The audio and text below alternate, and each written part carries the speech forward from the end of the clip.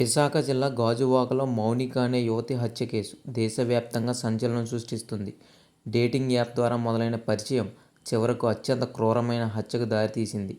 నేవీలో పనిచేస్తున్న రవీంద్ర అనే వ్యక్తి తన మాజీ ప్రియురాలు మౌనికను పక్కా ప్రణాళికతో అంతమొందించాడు. పెళ్లి చేసుకోవాలని ఒత్తిడి చేయడంతో పాటు తన ఐడి కార్డును ఆమె తీసుకోవడంతో తన ఉద్యోగానికి ముప్పు వాటిల్లుతుందని భావించి రవీంద్ర ఈ దారుణానికి ఒడిగట్టాడు. ఆన్లైన్లో కత్తి, క్లీనింగ్ సామాగ్రిని ముందుగానే ఆర్డర్ చేసి మౌనికను ఇంటికి పిలిపించి ఈ ఘాతుకానికి పాల్పడ్డాడు. పోలీసుల వివరాల ప్రకారం విజయనగరం జిల్లా రాజం ప్రాంతానికి చెందిన చింతాడ రవీంద్ర ఇండియన్ నేవీలో టెక్నీషియన్గా పనిచేస్తున్నాడు.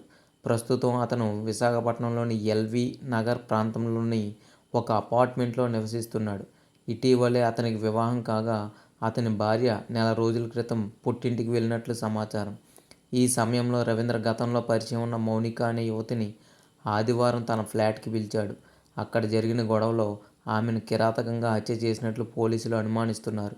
హత్య అనంతరం ఆధారాలు దాచిపెట్టేందుకు మౌనిక శరీరాన్ని ముక్కలుగా చేసి ఫ్రిడ్జ్లో పెట్టినట్లు వెల్లడైంది.